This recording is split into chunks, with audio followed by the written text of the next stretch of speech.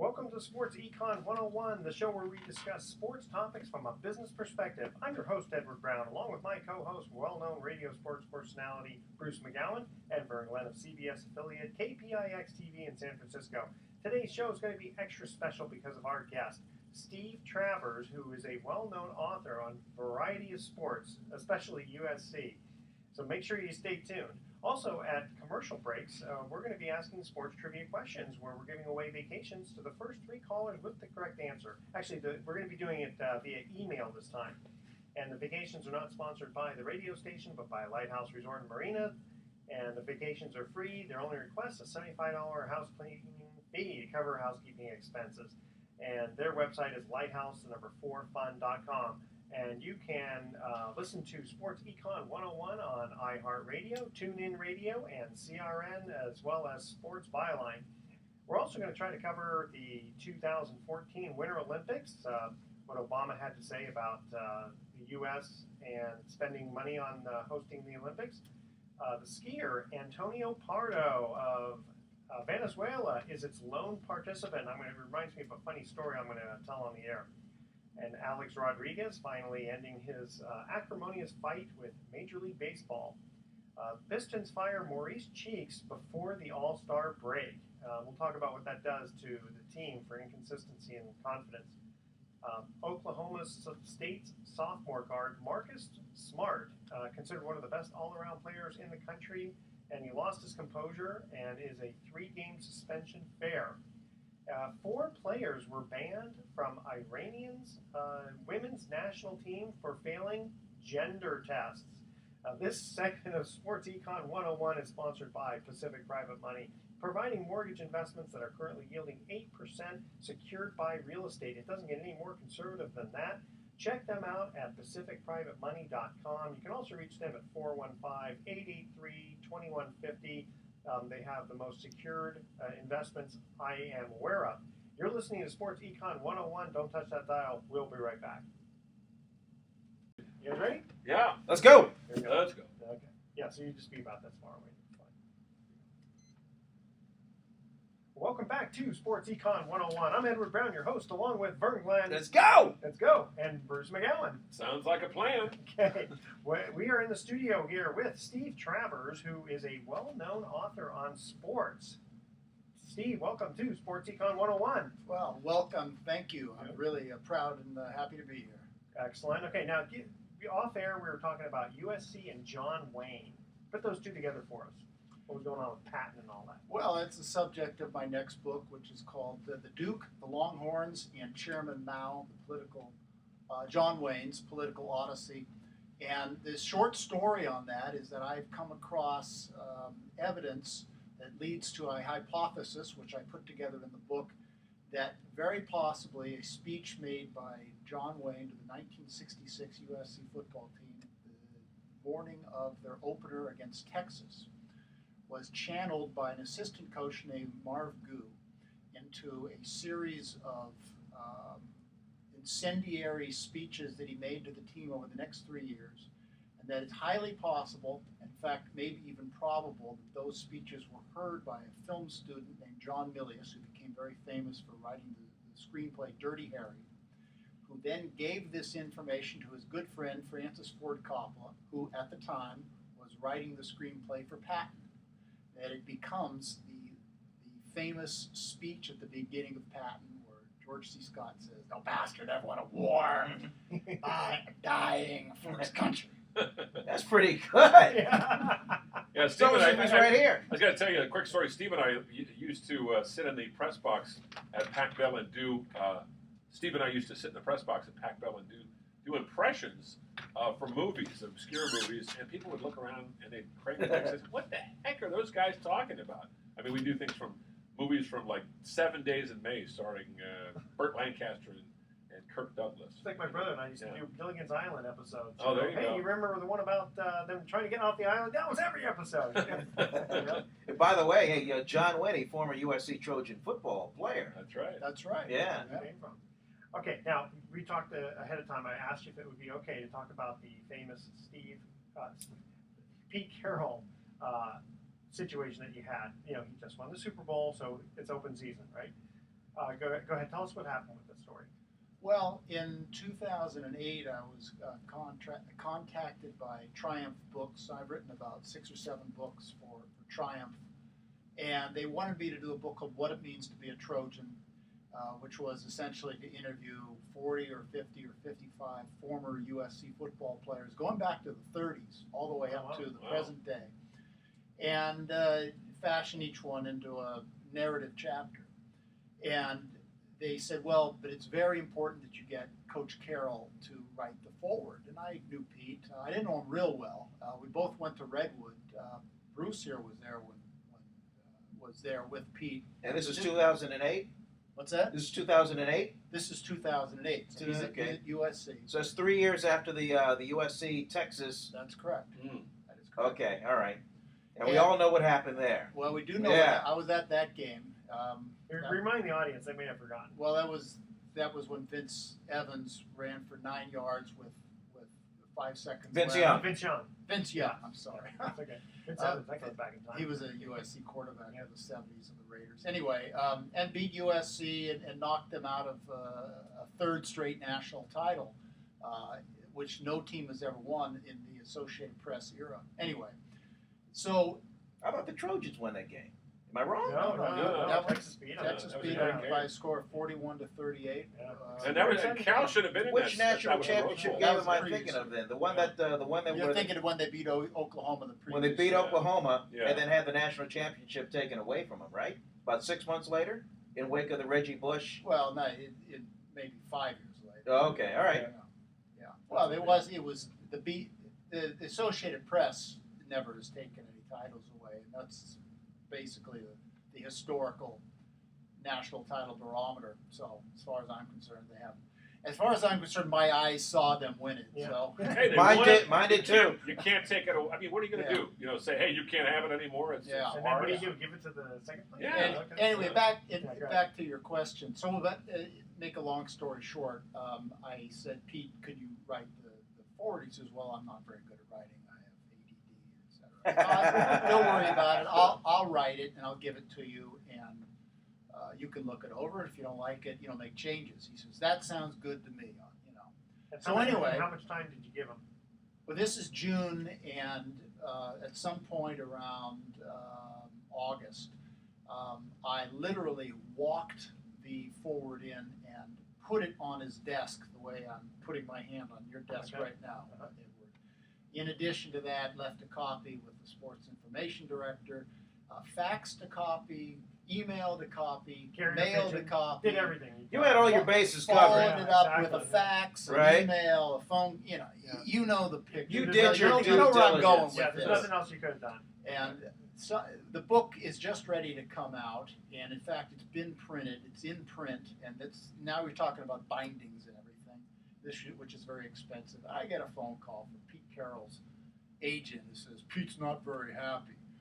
Why? Well, you didn't show him your forward. What was on his desk? Game plans. Yeah. So anyway. Now we know why he has ADD. Well, anyway, Wow. and then I had some conversations with him. Let's just say that the Pete Carroll that everyone knows in publicly, that wasn't the guy who was talking to me on the phone. He said things that he had no business saying. Wow. And it was not pretty. And so we had to tear that book up at a great cost Oh, my and gosh. reprint it. And he did do a foreword. It was very perfunctory, about a paragraph. What I had written was beautiful. But anyway. He didn't that's like what it, or what was he just Well, he didn't get it? Or? There were some things in there I think that were personal to Oh. him that had, let's just say that circumstances had changed in his life. Let's just say Oh. that. And that he didn't want to have written. And he was adamant about it. And, for a multimillionaire to basically cost me about $8,000 or $9,000, which, that's good money to me. Sure. To anybody. It didn't go over well with me, and so when Pete left USC, I didn't have that big a problem with it. And by the way, I broke the story that he was leaving SC on Greg Papa's show. In Yeah, I fact, remember Bruce that, yeah. called me up about that. Yeah. I had inside info on that. I remember Greg was like, "What? Pete Carroll's leaving?" You know. And I was right on that. Yeah. Because that had not been announced. He saw the writing on the wall and got the hell out of there. He did. Oh, yeah. And I Up think to it's really sinking cool. ship. Now, Bruce, you also wrote a forward. Mm-hmm. Okay, but you didn't have the same issue Pete Carroll did. No. I was happy to do it. I can't remember. I think it was a Giants book that you wrote. Barry Bonds baseball. Barry Bonds, yeah, because I like Vernon, we dealt a lot with Barry Bonds. Now, over the the thing years. I love about this is we've got a conservative, we have a liberal, but everyone can agree on sports. Oh yeah. Oh, that's right. Kumbaya. Well, politics shouldn't divide people. Some of my best friends are right wingers. As a matter of fact, I would rather have a discussion with somebody who's politically opposite from me sometimes, because it's fun to find out what the other side is thinking. Well, it's like marriage. If both spouses are the same, one's not needed, right? That's a good way of putting it. Okay, we're going to cut to our first commercial break. We're in the studio here with Steve Travers, who's a well-known author on sports. We'll definitely have some more fun stories to talk about. Okay, the theme for our trivia is NFL records. Figured, the Super Bowl just ended a couple weeks ago. And after this, we'll get back into baseball again, our favorite subject amongst all of us. Isn't baseball your spur? Your favorite? Hey, You love it all. if you can throw it, roll it, hit it, dribble it, shoot it, I'm all in. Vern's not picky. He likes them all. He likes them all, yeah. But three of us are more baseball guys. Yeah. I watch curling if I'm half active. I watched some of And that. isn't Yeah. that weird sport in the Olympics is. yesterday? What was that? These people with some sort of a puck, which they were almost blowing with their mouths. I've never seen anything like it. I have no idea what it was I know the called. brooms with the curling, but I haven't seen that one. No. Okay. Yeah, with a bunch of women that just scream, hard, hard. That's what Hard. Okay, here's our first commercial break, first trivia question. Who was the first running back, this is an easy one, who was the first running back to rush for 2,100 yards in a season? Okay. Okay. The first three the first three emails with the correct answer are going to win a free 3-day, 2-night stay at the Lighthouse Resort. Email Edward at sportsecon101.com the answer to this question. Who was the first running back to rush for 2,100 yards in a season? Don't touch that dial. Sports Econ 101. Professional running back. Don't touch that dial. Okay. Sports Econ 101 will be right back. Is it OJ?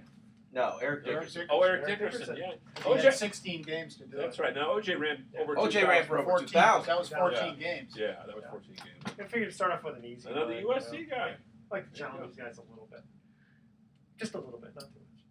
Think about OJ. He was such a charming fellow, too. If you ever talked to OJ. Nicest guy you ever want to meet. I That partied was at with OJ's last game for NBC. Is that right? That was the Chiefs, Bills, AFC champion. Montana's last game. Oh, that's I right. yeah. I was partied there. with OJ, his wife Nicole, and Marcus Allen. Wow. All at the same time. Oh, my God.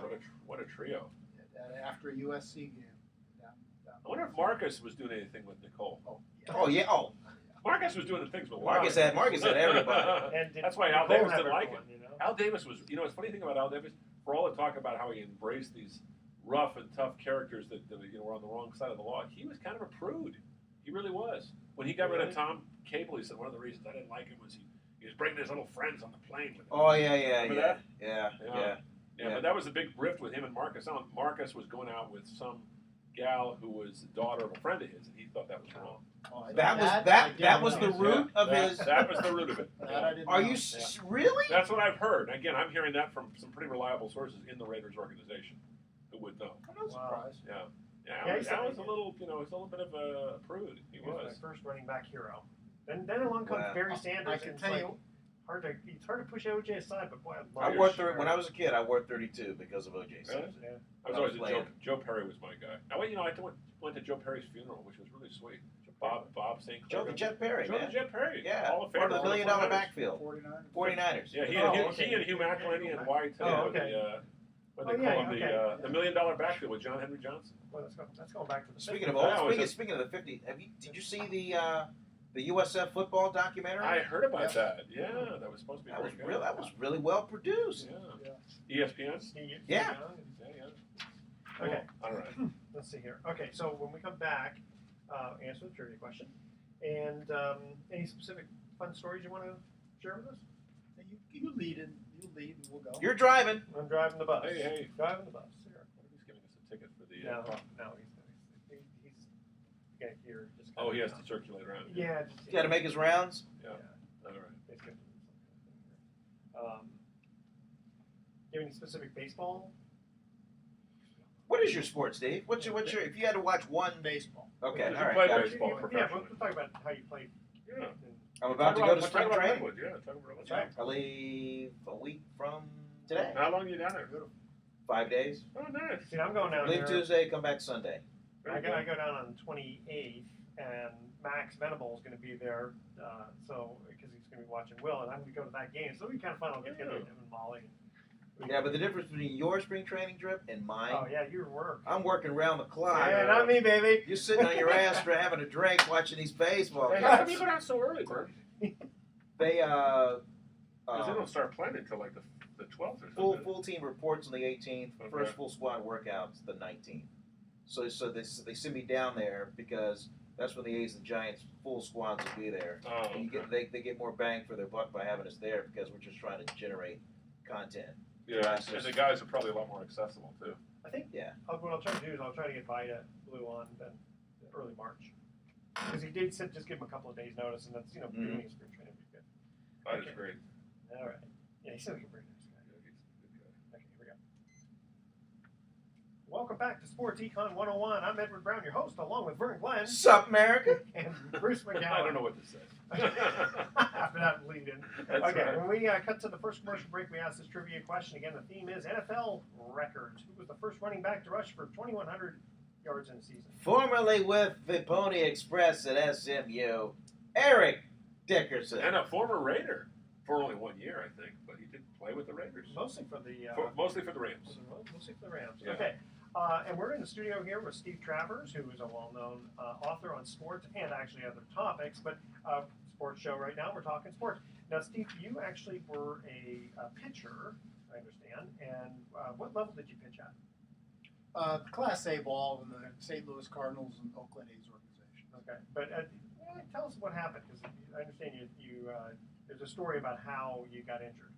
Well, yeah, I got injured with the Cardinals in '81, but we were talking about spring training. Leads me to an interesting story with some Marin County connection. In '82, I was in spring training with the Oakland A's, and as a pitcher, you pitch every 5 days. You know when you're going to pitch. You come to this minor league complex, and you look on this piece of paper. You see your name.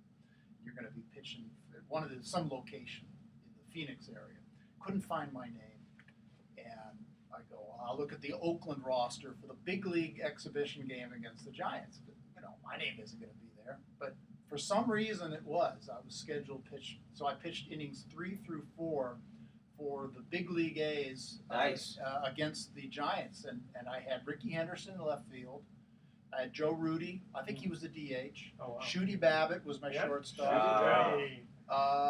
Billy Martin was the manager. Oh, yeah. I pitched against it was before Clark. Who was that? You would know, Bruce. The guy Rob Deere, who I struck out twice. Oh, yeah. And where was this? Was this Scottsdale? This Was is this at Phoenix? Phoenix Municipal. Phoenix Joe, Muni. Joe Morgan. Joe Morgan. I mean, Yeah, these are Hall of Famers, Sure. and I pitched Except for in Rob this Deere. game. And the game was announced by Bill King. Oh, And yeah. people back here in Marin were listening to it and told me later. And King and they had no info on me. Yeah. King is such a professional. I don't know whether he just knew me from having, because I played at Redwood High and he knew my name, but he goes, here comes Steve Travers. He's a lanky right-hander out of Redwood High. Those are the glory days for Alendris. Oh, And wow. he knew things about me. I don't know whether he That's Bill. I mean, right. Yeah. That's Bill, man. He does his homework, man. He did his homework, and it Yeah. was quite amazing. So was it just that they wanted to just check you out, see how well Actually, you're yeah, very good? I think there was an area scout, and there were a couple of brass, and they were making a decision about me as training was going to go, where they were going to send me, and well, let's take a look. Everyone was coordinated in one place. Did you So have any? let's- Did you have any kind of interchange with Billy Martin? No, Billy Martin was hungover. It was a Saturday, and he Oh, yeah. and Art Fowler showed up in the second inning and never said a word to me, nor to anybody else. They were probably fighting off a hangover. It both was of them. there were actually some other strange events that day, Yeah. which I can't even go into. It was one of the craziest days, but it was but anyway, I pitched 3 innings, 9 up, 9 down with 7 strikeouts. Wow. And here we are years later. This is the last year of Phoenix Muni. Well, Yeah. it was. I'd say it was a highlight of my baseball Wow. playing Yeah, career. cool. But with performance like that, did they pass you over? Oh no! Then they sent me to Modesto, the California League, and you can look it up. The 1982 Modesto A's might be the greatest minor league team. I think their record was 140. Wow. Wow. I mean, you can look it up. It was an impressive team. So I got almost no innings there. Then they sent me to, then I went up to Medford, and then it was Idaho Falls, and then That's like the Then it 54 was- Cleveland Indians. and then record, Grady you know? Fuson, the guy who swears out Billy Bean in Moneyball, released me from the A's, and I went back to school at USC, and the rest was history. But you got injured because you didn't have time to warm up. Did not have time to warm up, and Max Patkin, the baseball clown, was clowning me and not giving me an opportunity to get warm. And I went out there without any warm up against Kevin Mitchell. Ah, And Mitchell hit a screaming line drive that you could hang your clothes on, and banged off the right center field wall. And from there, and I think Billy Bean might have been on that team. This is the Kingsport Mets of the early 80s. And it was all the guys who later made up the 86 world champion Mets. A lot of talent. Oh, yeah. And anyway, my arm was killing me, and I did manage to pitch the next year. I came back here to Marin County and worked my tail off, and managed to get one more year, but it was never the same. Lesson to the youngsters out there: warm up. Yeah, I was always thinking, whenever I think of Steve, I was thinking of, Stephen Weaver, right, Steve? Yes, Yeah, former coach at Redwood. That former coach of Redwood, and Stephen pitched one inning in the major leagues with Milwaukee and blew his arm out in that game and never pitched again. Wow. And Wow. He's been knocking around baseball forever. But I always think of Steve when I think the arm is such a delicate thing. And in those days, they didn't have all those reconstructive surgeries available. So if you blew your arm out, that was it. Well, I had a friend who, he could throw in the high 80s when he was in high school. And the thing is, they just work you too hard, and you just can't be working that hard at 17. You know what I don't understand, though? So many guys back in the day, and I say back in the day, back in the 50s and the 60s, didn't blow their arms out. And I'm wondering, they threw a lot more innings. I'm wondering if they just fought through the pain, or maybe people didn't know what was going on, or maybe they didn't throw as many breaking balls. What do you think about that, Steve? Why are arms so much more delicate today, and guys are throwing fewer innings? It's just one of the conundrums I've never been able to figure out in baseball. Well, I know it's not really pitching through the pain. Pain is one thing, but what I had was injury. And there was no pitching through it. Yeah. Pain, being tired. Yeah, you can be sore. You can be sore. I just pitched too much. I pitched all through high school. I would start and relieve the next day, and I always wanted the ball, and I always told my coach, I'm ready. And Sure. And And the thing is, if you're really good, the coaches, there's a little bit of selfishness on their part too. They want to win a game. Right. Interesting story about Steve. He pitched on the national championship Redwood High baseball team in 1979, was it? 77. 77, Yeah. with Al Endress, the coach, and you guys beat a team. Buddy was on the team, right? Buddy Bianco, Bianco, yeah. But you beat a team from, I think it was, or you played a team from China, I believe. Taiwan. It was? Taiwan, that's right. There was a nationally, worldwide, one of the top teams in the world, and they packed that little ballpark. I think all those guys were 22 years old. Well, Steve, before we move on to other things, you have a new book coming out, and go ahead and let people know how they can get a hold of it. Well, that's the Duke, the Longhorns, and Chairman Mao, John Wayne's Political Odyssey, and it's going to be available on April 7th, and you can look at it at Amazon.com, and also go to my website at redroom.com. Okay, let's move on here. Who's been watching the 2014 Winter Olympics? A little bit.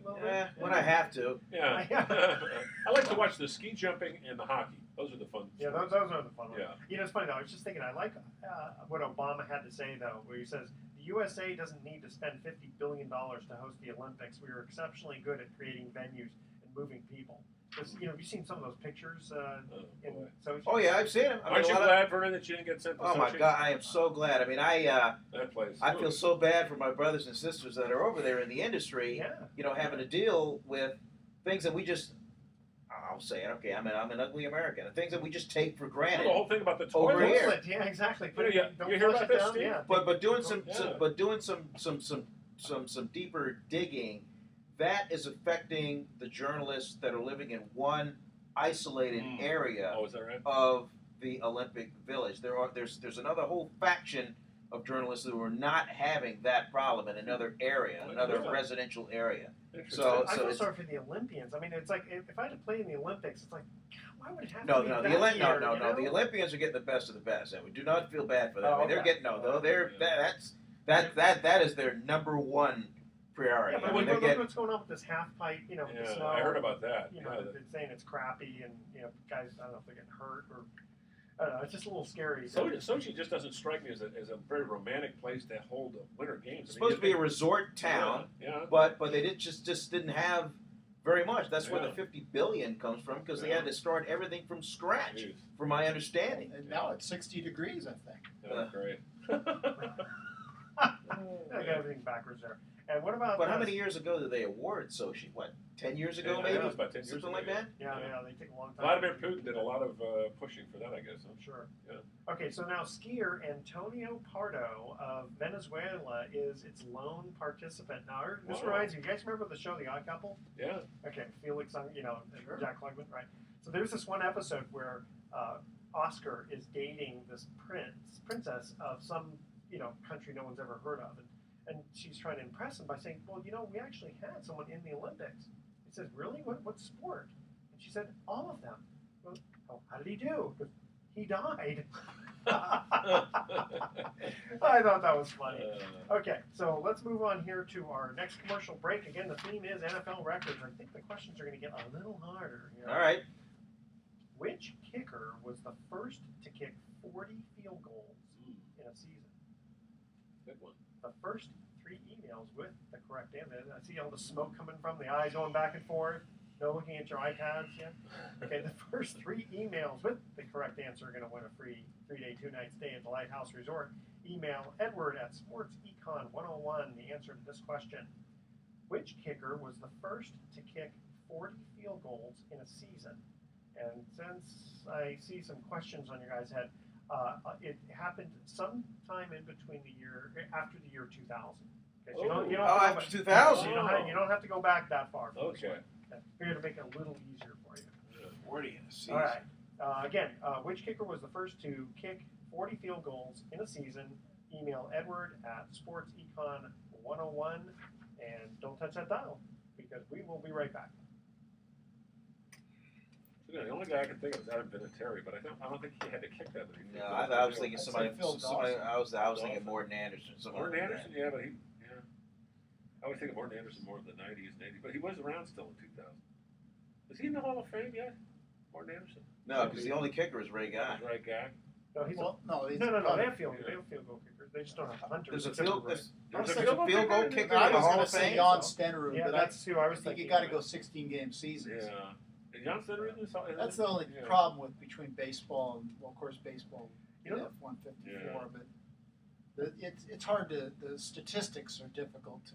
That's a good point. Yeah, RBIs, home Compare. runs. The main thing I think about Jan Stenerud is how the Miami Dolphins beat Kansas City. That's right. He missed a Missed it. 37-yarder. And they asked both him and Garrow. Can you look that up? Yeah. I want to know. Are there any field goal kickers? Okay. I thought maybe Morton Well, Anderson. Stenerud's definitely the Hall Yeah, I of think Fame. Stenerud too. But it's interesting. They asked both of them. Like Stenerud, why did you miss that field goal? And he goes, you know what? Internally I just knew I was going to miss it. Wow. And Garrow, you're praising him. He says, internally I just knew I was going to make it. Wow. Yeah, there you go. So You create your own okay, I reality. remember that game. Like it was yesterday. Field goal Yeah. kickers. That was Hall on of Fame Christmas field Day. goal Christmas kickers. Day. Yeah. First overtime game in the playoffs. Well, actually, they had one before, but it wasn't. It was a championship game. Remember, the first football game I ever watched on TV was Baltimore, New York, 1958 NFL championship game. Went to overtime. I'll never forget watching it. My dad kept saying to me, "You're going to remember First this thing game." it says Pro Hall of Famers Jan Stenerud. Here comes Alan Amici, Alan Amici, that's right. He scored the winning touchdown. The horse. The horse. Heisman Trophy winner out of Wisconsin. Russell Wilson's alma mater. Yeah, what else is in there? So is Morton Anderson there? Jan Stenerud. Okay, maybe here. Well, Probably a kicker for some. I'm going to say 40 field goals would be probably a team that hits that many field goals.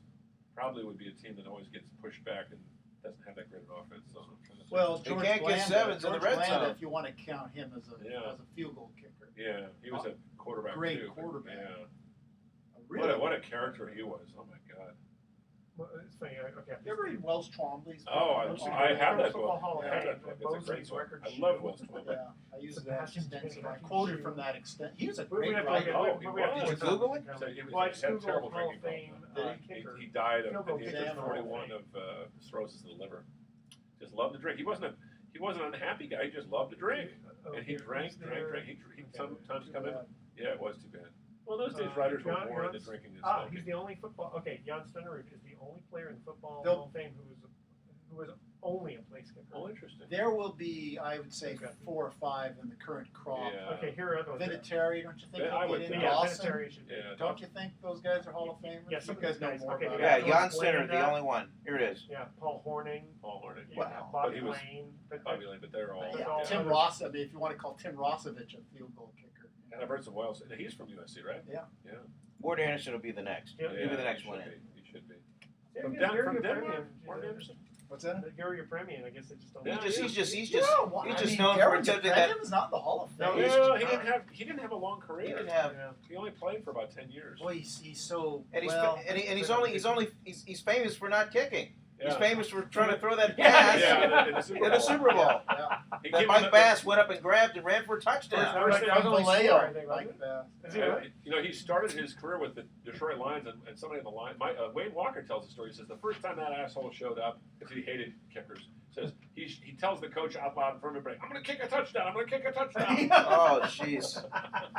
And Walker said that just everybody hated him. Was Walker one of the paper lions of Plimpton? Yes, he was. I bet he must have really Alan enjoyed. Alda played Yeah. George Plimpton Yeah. in that. I remember that. Yeah, he George played Plimpton. himself. He actually played himself in the movie, and Alex Karras played himself in the movie. And Alex Mike Karras, yeah. Lucci. They all did. Yeah, Yeah. The coach, I think Schmidt. yeah. Schmidt played Yeah. himself in the movie. That's It's kind actually of pretty well done. Yeah, it was a It good was. movie. Okay, you guys ready? Vince Lombardi had a little role in that too. That's right. Here we go. Welcome back to Sports Econ 101. I'm Edward Brown, your host, along with Vern Glenn, Hey. Bruce McGowan, Dude. and our special guest, Steve Travers. What the heck is going on? Everybody grab it. Grab. Oh, you're doing your Vince Vince Lombardi. Lombardi, yeah. I picked up. I hate to say it, sign of the apocalypse in our industry. I'm at the 49ers, and when you go into the lobby of the 49ers, there's the 5 Super Bowl trophies Of course. encased in there. No lie, I'm not going to say his name because he's still in the business, and he's a nice guy, but we're shooting the trophies, and he said, I am not making this up. Go ahead. He says, hey, it says Lombardi on this trophy. I guess he was kind of a big deal, huh?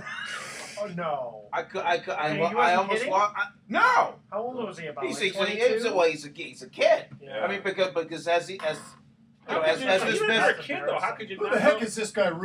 as this, yeah, who's this exactly. one? yeah, but he's a nerdy news guy. Oh, Who was doing Okay, sports. who was Don't over there even tell me doing that. some kind of off angle with the 49ers, No, and he just did not know. Wow. How could you not know who Vince That's Lombardi like is? the movie Sandlot, where he takes the ball and because he Oh, doesn't know. yes. Yeah, and he goes, George Herman. yeah. Yeah. Who is he? Who is this this guy? guy?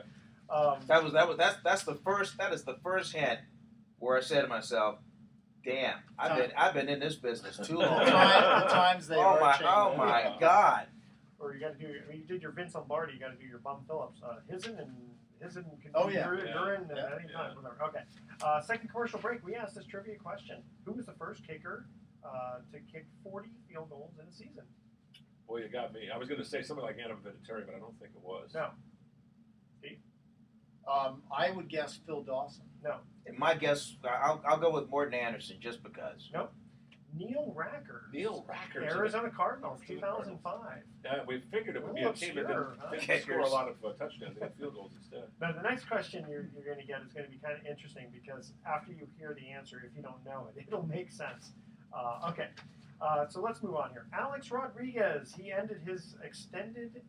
Drop the lawsuit. Drop the lawsuit. His acrimonious fight with Major League Baseball. Had no chance of winning that. That's what they Yeah. all said. And he's accepting the season-long suspension that marks the longest penalty in sports history related to performance-enhancing drugs. So what do you think the prognosis is for him and other PED athletes? He's not coming back. And he's 40 years old when he Yeah, I comes was going back. to say that. Yeah, I would think that he's. Hey, I mean, he'd done. still probably be able to come back. But it's like Barry Bonds. Nobody wants to touch him. He's toxic. Yeah. You know, and the sad thing about Alex Rodriguez was he was actually a pretty good guy at one time. I remember talking to him when he was a young player. He was a good guy, but he got turned by the wrong people or whatever. Maybe he got too much success.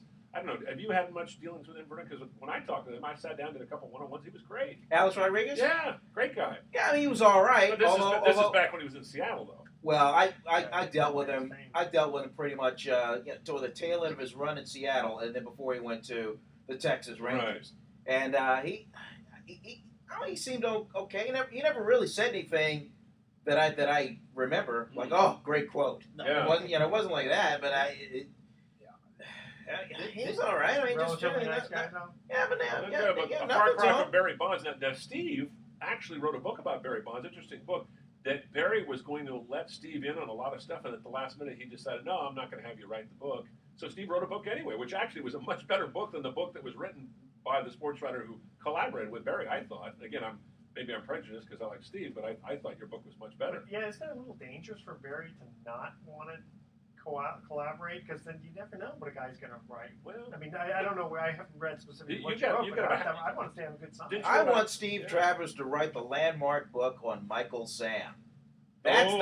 That's the book that I want to the read. thing is, he's so young, though. You know, he's going to go through a lot of stuff. I mean, Bonds has been through so much. Right? What did you find out about Barry Bonds? I got to ask you, what did you find out about Barry Bonds that our listeners might not know about him that you found kind of fascinating? Well, Bonds stood me up at our first meeting down in San Carlos. What a shock! Yeah. And Really? I drove from Marin County to San Carlos, which is an hour. And then from there, the Giants had a night game, and from there I went to the stadium. And I get to the stadium, and there's Barry. And I'm kind of thinking to myself, well, this is typical. This is what I've always heard. And darned if Bonds didn't come up to me and was extremely apologetic. And he had a very good excuse, which was he was just ready to go to the interview when he gets a phone call from his daughter's school, and he hadn't paid her tuition. Ooh. And he goes down there to pay the tuition, and they said, no, you can't do it in person. You have to go home and do it on the internet. What? So that's what he said. So he had to go home and pay it on the internet. And by the time all this had happened, I had come and gone. But he didn't have the decency to call you to let you know.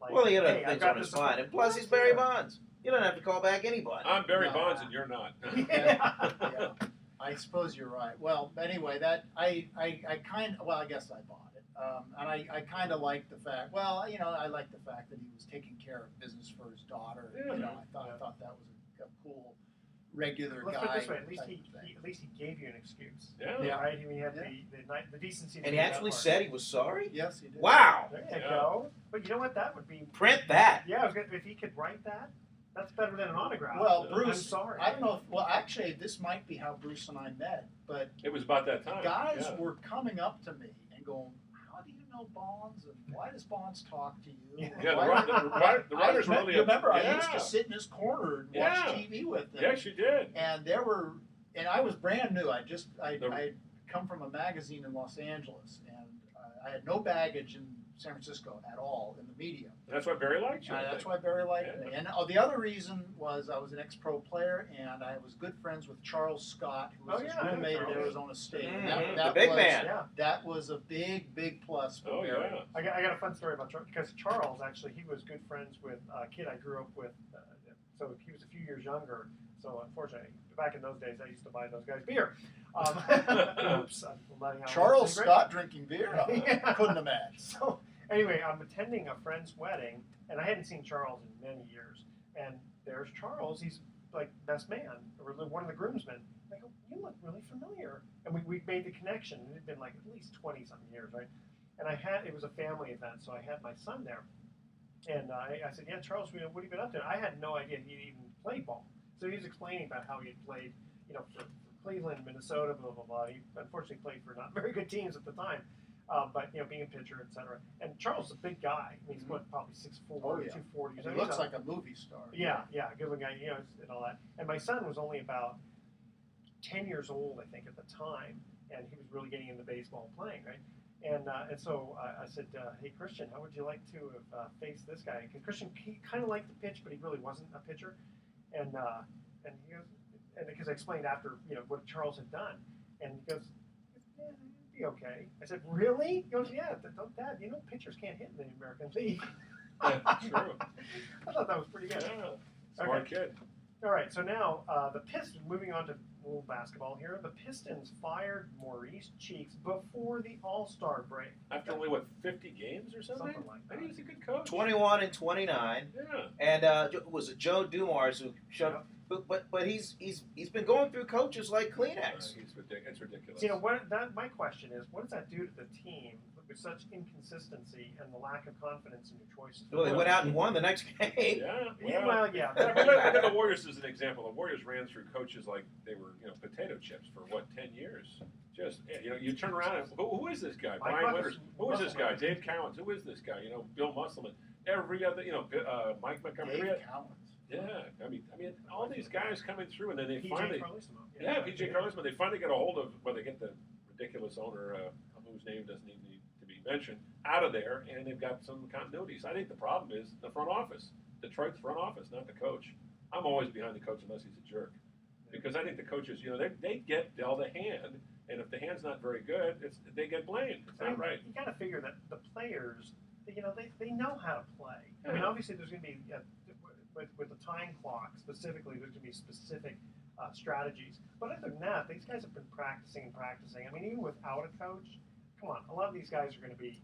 Well, you're not going to get a Phil Jackson to come along very often. I mean, there are guys that are special, but how many guys are like that? There's a few special guys, Yeah. and really, what I've seen with Pete Carroll in Seattle and Harbaugh really leads me to believe, more so than ever, the coach. It's the coach. Yeah. You have to have a coach. You have to have a good coach. Yeah. Well, a lot of times it's just going to be the motivation, the external factors, because the guys are going to be talented enough. That's why they're there.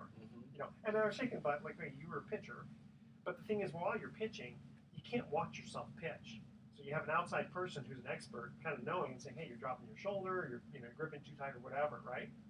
Yeah. Well, I always found the guy who had the most effect on my pitching was my catcher. He was the guy who could read me and understood me better. And if I had a good relationship with a catcher, that was a huge plus. Hey, I got to ask you. That's why you see a lot of catchers as managers. That's right. Yeah. Good They guy. control the game. Bob Melvin.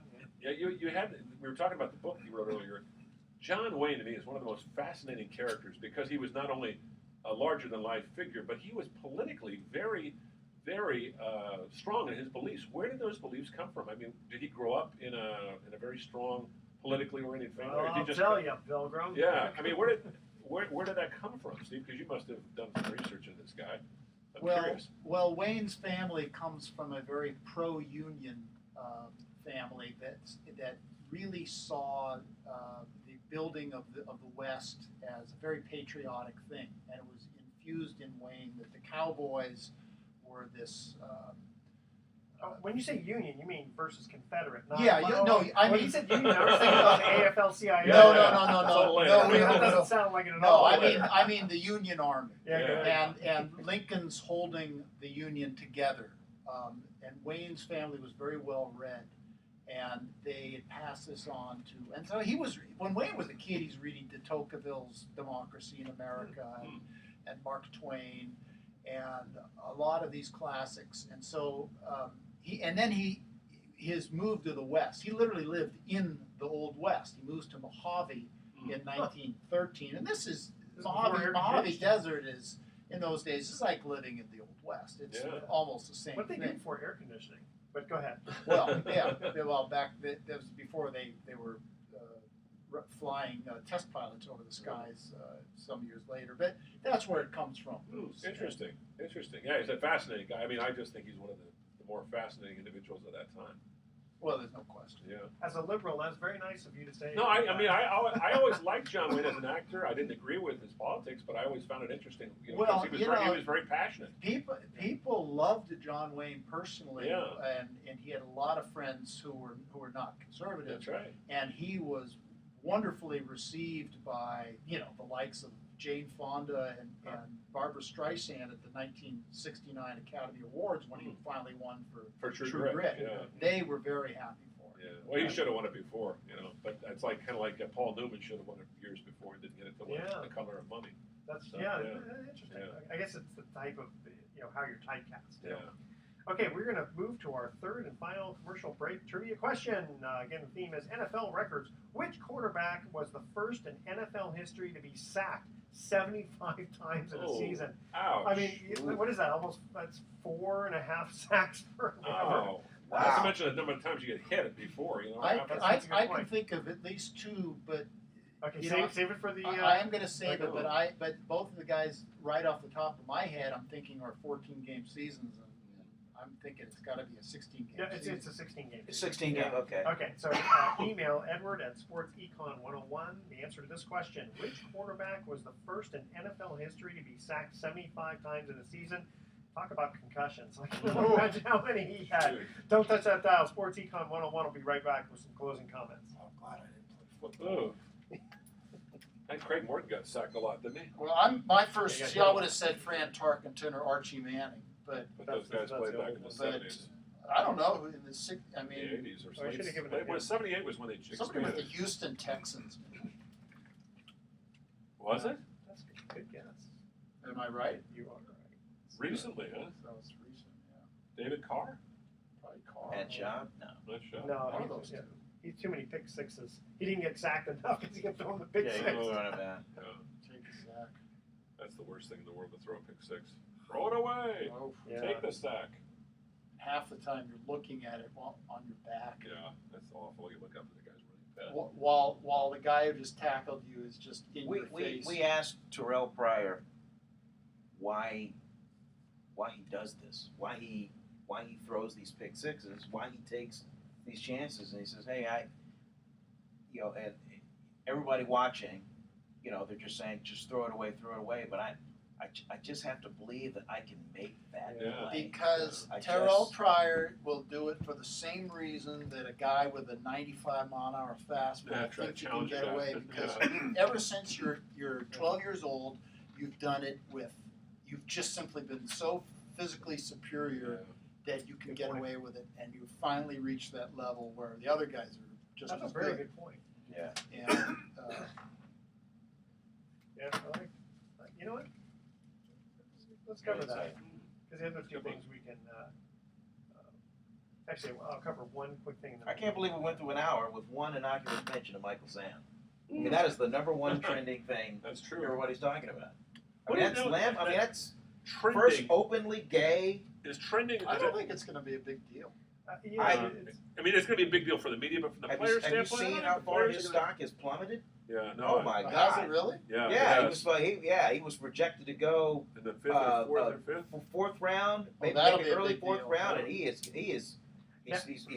dropped like 60 spots. now, Yeah. is Because it- nobody wants to touch him. Yeah. I mean, this is good radio. Nobody wants to touch him because nobody wants the circus. Yeah. Oh my I God. think Nobody wants to deal with the circus. See, I wonder if how much of it is that, how much of it is the other players just kind of saying, I don't want to play with a guy like I don't that. think so much the players. Or is there internally guys going, oh, if he's gay, he's probably like they used to say about like The David players, Robinson is the not tough play, enough it's because he's never nice. the But, players. but Edward, I mean, it's on film. The guy is a monster. Yeah, the he's guy, great. the guy. Bill Belichick I mean, the said guy- he had no problem. I mean, the Well, then someone will get him and Yeah. turn him into an all. See, he Yeah. would have been Al Davis. I mean, he is a That's one-dimensional right. pass Davis. rushing specialist. Okay, Al Davis tell you what, was so nice. let's I mean, I did not realize that. That's what you're. Yeah. Yeah. No, I saw something in the paper about that today. That's interesting. Yeah. Okay, so we have just a minute and 30 seconds, so we'll quickly answer the trivia question, then back to Yeah, that's a about. good point. Here we go. Welcome back to Sports Econ 101. I'm Edward Brown, your host, along with Vern Glenn, Sup? Bruce McGowan, Yes. and Steve Travers, our special guest. When we cut to the third commercial break, we asked this trivia question again, and the theme is NFL records. Which quarterback was the first in NFL history to be sacked 75 times? And Steve, you guessed the right team, which was? The Houston Texans. That is correct. And who was the quarterback? 2002 is what? David Carr. David Carr. Yeah. Very good. David Carr. Now, Fresno State. Yeah. Vern, you wanted to bring up? Well, I mean, we've gotten through the whole show with one mention of Michael Sam. He is the linebacker out of Missouri who's projected to go, mid-round, 4th round. He's a one-dimensional pass rushing monster, Except sure to be drafted, and then he came out as openly gay, and which is just unprecedented.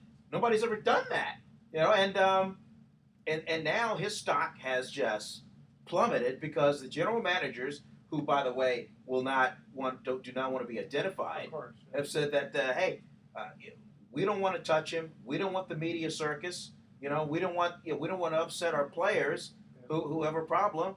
In the shower, whatever, playing with this guy. Yeah. Now he came out at the beginning of the season to his teammates at Missouri. They didn't have a problem with it. I don't think young players today have a problem with it as much. I don't think it's the players. Yeah. It's the same thing with the integration of Alabama football. It wasn't the players; it was reactionary alumni. Yeah, because the older guys. But Steve, you've been in clubhouses. You know how off color those comments are. All the jokes, particularly, unfortunately, toward gay.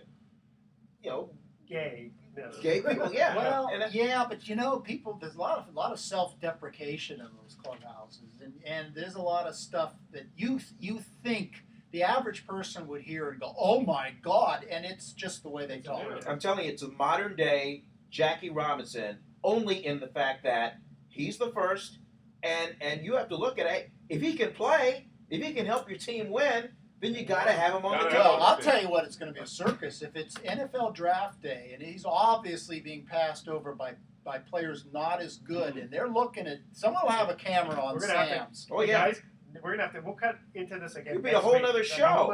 Okay, quickly, our thoughts for the day. Former Michigan State football coach Duff Doherty said, "I could have been a Rhodes Scholar except for my grades." I was like, I could have been a contender. And just give me 25 guys on the last year of their contracts, I'll win a pennant every year. Sparky Anderson said that. Tune in next week to Sports Econ 101. We're going to be discussing sports topics from a business perspective and giving away more vacations for answering trivia questions. Thanks for listening. On behalf of our team, I'm your host, Edward Brown. We'll see you next week. Good night, America. So long. Good night. We'll talk about integrating football, Duffy Doherty. Yeah.